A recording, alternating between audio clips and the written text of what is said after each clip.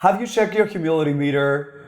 Can you admit your faults? We're going to talk about that right now.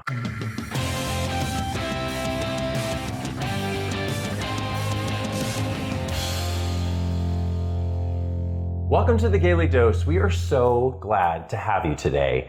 We are, I guess we would just say we're flattered because we know you have so many things that you could be working on doing, but we think that taking this time to let us help you make you a better you, I can't think of a better way to spend your time. So thank you. I've got my friends Bernardo and Ginger with me today, and we're going to be talking about humility. Now, before we do, I would humbly ask you to like, subscribe, share. You don't know how much those little clicks help us to build a better community. So please do that if you can. Also, we want to take a second to thank our sponsor for this episode, which is ahf.org, for all of your healthcare needs in Atlanta. And one of the great things about them is if you can't pay, they will help you take care of that. So there is no excuse for you not to get your healthcare taken care of here in Atlanta. ahf.org, and we thank them for their sponsorship. Absolutely. And just be sure to know they are here in Atlanta, but they're actually across the nation. They're serving. all over the place. Yeah, they are an amazing place. And every dollar you spend there helps someone else get the healthcare need they need. So we're going to talk about humility, right? And this is a really interesting value. It's our fifth in our series. And we talked 2 weeks ago about pride. Pride and humility are these interesting kind of dichotomy of values in our set of 12. And the reason for that is that I truly believe that being able to see yourself at your best and at your worst, so to speak, are really important insights into who you are that you need to be most successful. So we're going to start off with a question to really ask, when is a time when you could have been more humble, and what did you learn from it? Bernardo, you want to start us off? Yes, of course. Great question. So many years ago, I was in my mid-20s and I was managing people that were older than me in their 30s, 40s, 50s. And I had a lot of resistance and challenging comments, and it was just a big challenge. So I ended up really having a big situation with one of my employees that had been there for a long time. And I felt that they were just coming from a place of showing off versus looking for the best interests of the team and the group. And I was severely wrong. I was completely off. I ended up apologizing to them, and it was a humbling moment. I realized that I was basing my opinion on the past experiences I had with them that were that way, and that I didn't allow for them to grow and expand upon our coaching sessions. And it was just a big opportunity for me to remember that we need to meet people where they are today, and because we are all growing and evolving, and hopefully we are better than we used to be. So it's like that person got better, and you weren't expecting it, and then when they did, you had to kind of apologize and really be humble. Take it a step back. Totally, yes. Because I had the armor of like, okay, you're all coming for me all the time, so I'm just gonna go for it, and that got in the way. So I think it's remaining humble to say, you started today, but I can learn something from you. It doesn't matter how long or you have in a company or your age or background, we can all add so much. Yeah. How about you, Ginger? Well, for me, my journey in humility has been a little more personal as of late. I have been in therapy, and I had a incident in my own marriage where I had to really take a step back and recognize that that I'm not always the good guy in the relationship. Like sometimes stuff is my fault and it's my issue, and not owning that was causing a problem in my relationship. I mean, my wife and I were struggling. We couldn't communicate. We couldn't see things eye to eye. And until I got a little bit deeper into my therapy and started really kind of like, for lack of a terrible analogy, peeling back those onion layers and actually getting to the core issue, when I finally came to the recognition that it was actually me that was the problem, it was just so humbling to be like, whoa, like I'm the problem. instead of it, all these other outward excuses that I was trying to make or trying to put the blame off on this or that. No, it was really me. I was the problem. And admitting that to my wife was a game changer in where we were in our relationship, where I was in my therapy, and like it really just changed the game for me to be able to say that, like, I'm not always the good guy. Sometimes I'm a bad guy, and that is okay. Yeah, it's okay for me to be that. It's not like who I am as a person, but sometimes we gotta dial it back a little bit and recognize that, I gotta eat a little humble pie. So for me, that's really what it was. That's pretty, that's humbling. And it's also like, it's a very important relationship. And then you have to admit that you are the person to blame. I'm gonna go with a third version from what we talked about. I think the workplace is a huge place that you mentioned, our personal lives. I'm going to use the example of my own life when I found myself before the Gaily Dose and before I started counseling men and doing a men's group at my home. I found myself pretty high and happy in Paris and pretty lonely and unhappy with the world. I wasn't really happy. I was high and happy, but I wasn't really, really happy. And it came to really a low place in myself. And I had to be humble enough with myself to realize, Helmut, you don't have it all figured out. You are a at the time I was like 41-year-old man, and you have some things that aren't working out for you well.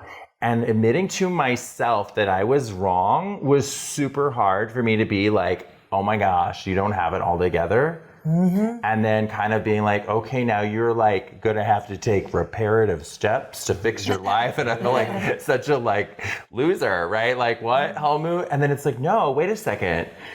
Being humble about my own failures and then owning them and then starting to set up the things that I'm going to do to fix my life was good. But I learned the hard way because I didn't want to listen to other people's advice. I didn't want to, I can do this. And I did it. And I got to a place where I realized a lot of the advice given to me actually was good advice. So I had to eat some humble pie and start accepting that reality. So I'm going to ask you all, in our community, yes, are we humble enough? Do we lack humility? And how do you guys feel about that?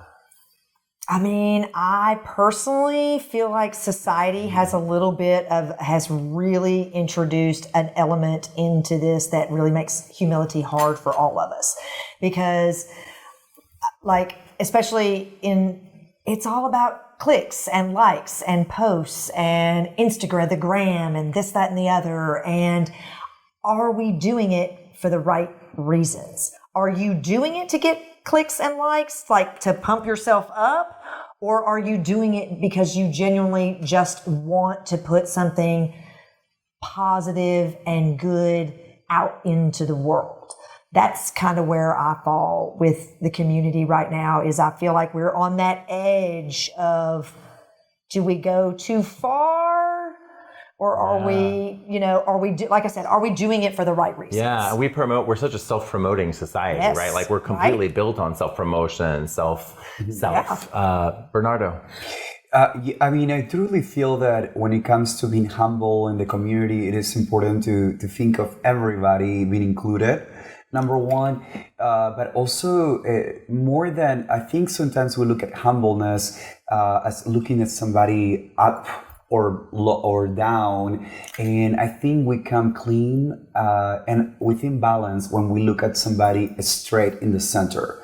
We're not looking at you down or up or in this. It's just, let's meet you right where you are, because when you truly start to understand and get curious about the motivation behind the actions, we all have a sincere desire to do well in life. So I think sometimes it's misunderstood, and I think it goes back to, awesome communication. Yeah, I think you're totally right. A lot more of our experience in life is the same, more than we want to admit. And we all have places to grow. I do think that as a community, we talked about pride. We're so shamed as a community, that once we kind of get that part down, sometimes I do think that we struggle to, and I'm going to speak, I don't know if this is purely a gay male thing, we peacock. I think we talked about peacocking, right?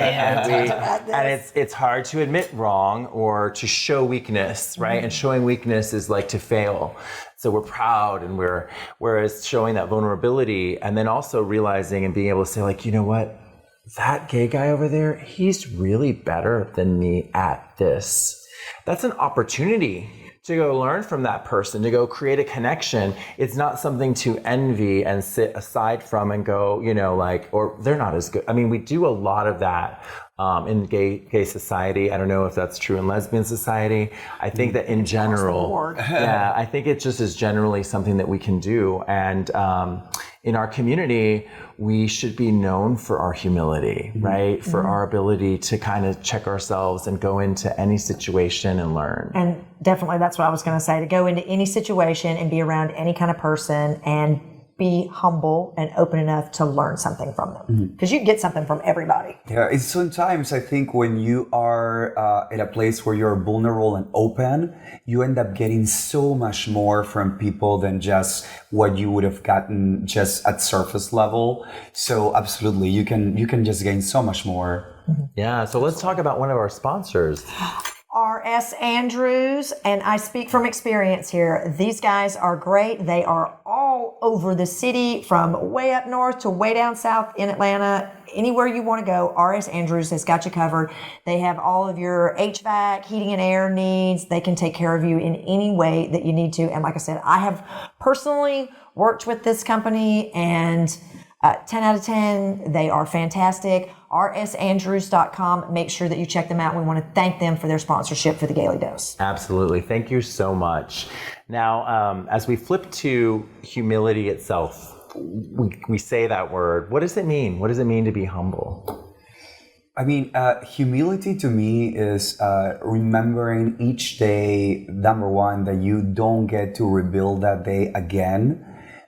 You don't get to have that moment with your husband in the morning again, that meal with a loved one, that interaction with that person, with that homeless person that asks you for money. Everything that you're doing is done and is done at once. So how you want to proceed should matter to you, because you can't go back in time. So it is so important that you become precise and that you think in the moment how your actions will affect others. And remaining humble is so important, because you never know what anybody else is going through. It's said time and time again, but we forget, and that's why I'm saying it. I think for me, it is constantly reminding myself and checking myself as to what my motivation is for something. Why am I doing it? What is the motivation for it? Ginger, are you giving this person a compliment because you want them to compliment you back on your outfit? Or are you doing it because you genuinely want to make somebody just feel nice today, or somebody looks great and you just feel the urge to put that out there in the universe? So for me, it's kind of constantly going through that in my mind, checking my motivation on things. Yeah, I will. Those are both great. I will say, I will only add, I love to think of humility as sort of like the other side of my coin. Like, my greatest strengths are my greatest weaknesses, right? So as I'm going through life, and I'm really proud that I was so confident in the way I said that, someone else that I know and love might have been like, that was a little rude, right? And so being open to the fact that, like, hey, how am I presenting? How am I learning? Which areas am I being lazy about? It's just kind of, I like to think of that as a way of keeping humble about myself. And if that's helpful, then great. and I would add something I think is really important. My great grandmother, that was 102 years old, always used to say that she's like, listen to the ones closest to you, the ones that sometimes you don't want to listen to, because they are usually the ones that are telling you exactly what you don't want to hear, but they might be the ones that are super accurate. Yeah, So That's 100% true right there. It's always listen to grandmas. Yeah. But it's true. The people that are closest to you, I mean, I think it's really insightful. The people that are closest to you that are telling you things that you may not like are taking the risk of doing it because they love you enough to try to help you, right? The people who don't say anything ever Are they really improving you, right? People who tell you hard things like that, they're gold. They are absolutely gold. Your grandma's one smarty. Oh, I know. Yes, sure. So let's talk about why you think it's important to practice humility. Like, why is this even a value I should work on? I mean, I think it's something that we all have to practice because, I mean, listen, I worked in radio. Listen, that means that ugly people with a big ego will always have a job. And I have no problem admitting that. I have an ego. We all do. To me, humility keeps my ego in check, keeps me from getting that big head, and it kind of like brings it back down and says, learn something from somebody else before you go, to borrow a line from you, before you go off peacocking around other people. So. I mean, within the same lane, I think with me being in my deathbed and thinking that I was dying, it shook me and made me realize that I could, everything that I do affects someone else. And I'm a Scorpio and I can be very strong. And post my incident, I've learned to always try to take it back and think, how is this going to land on others, you know? So you just think from the outsider's perspective a lot more, I think. Definitely. Yeah. So smart. A very good way to put it. So let's talk about some practical ways that you can practice humility. I'll give one example. I think that actually meditation can be a way to be humble, to kind of pull yourself out of your own energy for a minute and listen. You're still listening to yourself a little bit, listening and opening your heart up to what's going to come at you. I think when you have a practice of meditation, it can help you to kind of go into the world like you spoke about, with intent, with purpose. And it does kind of check, your hot buttons that you've got going at the moment. They diffuse a little bit and you get sort of perspective on the interactions you're going to have. So my offering is meditation. What do you all recommend? How to practice humility has to be tailored to each person. We're all so unique and so different. I would say ask for somebody that's close to you for help, for feedback, a friend, a partner, somebody that will be frank with you. Record yourself and hear yourself. Do I just talk? Do I listen at all? Like, be your own judge. There are many ways to do it. But if you don't have a way to assess how you're doing in any aspect of life, you don't have a way to rise from it, right? So it is important to have some type of checking process to see how you're doing. That was going to be my suggestion too, was to kind of find someone, a person that can help you, that, like we've talked about here, to have those candid, hard conversations with you that can give you honest, constructive feedback. I know for me personally, I'm a big fan of the book, The Four Agreements. And whenever I am struggling with things like that, right? Like, I can go back to it and reference different chapters or re-listen to something again and help myself find the message that I'm looking for. So for me, it's a culmination of having those friend bases and those people in my life that add that value of being able to assess things for me and give me that honest feedback, and using resources that are out there for all of us, like for free. Those kinds of things are out there. I mean, I downloaded the Four Agreements for free. Like, it was great. And I listen to it all the time. It's such an amazing book. And when Helmut, also with both of you have incredible points, when it comes to meditation, everybody gets to a place of a stillness differently. But if you get to a place of a stillness, whether it's through meditation or something else, you can feel it in your heart how you proceeded. You get to a place to say, oh my gosh, that interaction earlier today, I was so insensitive to a trans activist or to a person that doesn't show up the way I do, or to just somebody that just, if you start analyzing, you'll start seeing and feeling it within your heart when you are proceeding in a way that makes you feel proud about those actions. You know, what's interesting is one common theme I kind of heard was listening. There's something about letting the conscience pause right? And listening to the other person. If you're constantly in your own dialogue, doing your own thing, and you're not an active listener, you're probably not very humble because you're never taking in other information, right? That's exactly right. Absolutely. All right, so now this is my funnest question. Okay. So this is like, okay, if we lived in a more humble society, if when you went out to, the queer club and people were more humble, what would it be like if we really upheld this value even more? Wow. Well, I can say that it would probably be a lot less judgy when you went out. Like, I don't think that people would feel as,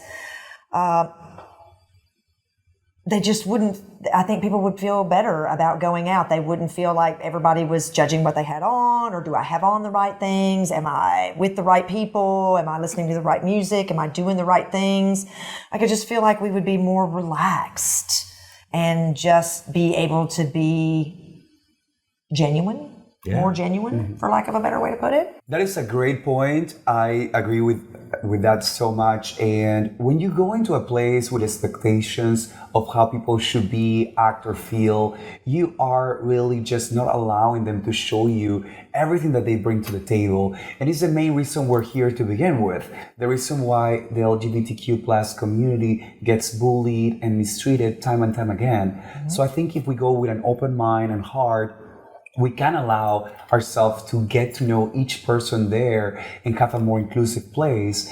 And also, I love this, Helmut, because if we shoot for the stars, we'll land much higher than if we don't. Yeah. So I love that. Yeah, no, I totally agree. And I have to say, I think that we'd be happier if we were more humble as a society. We'd be happier because we wouldn't be so busy judging ourselves. We'd be happier because we genuinely interact. We wouldn't be afraid to share, some of our negative things. And you'd enjoy going out more and meeting people more because you know that other people were humble too. And you weren't in a big old pissing match, Yeah.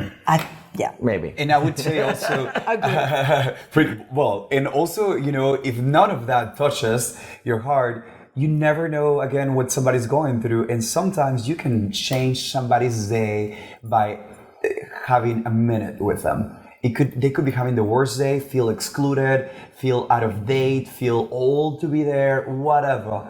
And you just making that connection, smiling, saying cheers, whatever it is, could make their day. So I've always make it a point to be nice to everybody.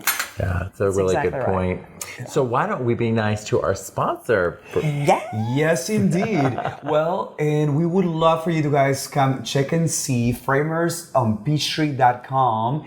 Brian has been there for over 30 years. He's the owner. They are fantastic. Once again, it's Framers on Peachtree.com. Check them out. They have amazing frames. Yes. And tell them the Gaily Dose sent you. Please do. Check them out. Dolls everywhere unite. It's the call to Kiki. All right, so the Call to Kiki is brought to you this week and every week for the rest of this season by Lost and Found Youth. Now, Lost and Found Youth is a very important not-for-profit here in the Atlanta area. It's focused on taking youth that are aged 18 to 25, taking them off the streets, giving them shelter, food, skills that they will need, and it really protects our community from a lot of people that really have a hard time. So what's really important is for you to get to lnfy.org, lostandfoundyouth.org, and hit donate, okay? So I'm going to ask you all a question about our humility discussion, and that's really, from our dialogue, what do you feel more strongly about, or what may have changed in your mind? I think from listening to this conversation, I think that I can agree that expectations are a big thing, and we all have them, and it can be to a detriment almost to most of us. It keeps us from being humble because we have these expectations, and then when they don't get met, like we overreact or we have all these different issues about it. So for me, listening to both of you guys and really taking it to heart, like sometimes I think, yeah, I'm going to have to like stop putting expectations on people and do things genuinely. Yes, for sure. I love that. And I truly think that being humble is a daily work. Absolutely. We all have to have an ego in order to make it. It's a hard life. And I think as members of the LGBTQ plus community, we experience a lot of situations that make us become strong and commanding and show up in a certain way. But I think today's discussion was a great reminder that we have to remain humble. We have to keep people's opinions and matters and emotions in mind to ever come close to do a good job collectively. And also remember that it all starts with heart. It all starts with how we all feel. And when you are touching someone, if you look at them in the eye and you pause for a second, you will know if you did the right thing. Absolutely. Perfect. Both beautiful beautiful. answers. Thank Love you. that. Thank you. So I'm going to ask you then, based on today's discussion and what you've heard, what will you do differently? More of what actions can you take from today's discussion? Well, I love everything that you both said. Is really, and I love what Ginger said about expectations. Really, because I'm constantly talking about that. I think the moment that you expect your kid, your husband, your boyfriend, your bestie to do X amount of things, you're down a bad path, right? So I think that was a really good reminder to touch home with me. It's you remember that you can only expect things for yourself from you. Everybody else is busy doing their own journey. So the least you expect from others, the best. And differently, I would say just keeping in mind somebody else's lens and approach about humility. I think that's been the biggest thing for me, especially with my journey in therapy, is flipping that lens and pointing it at me instead of pointing it at other people or making excuses. I guess the best example for me is giving an apology without a but anywhere in it. Yeah. Just apologizing, owning, and trying to be a better person moving forward. Right, which we could all definitely do a little bit more of.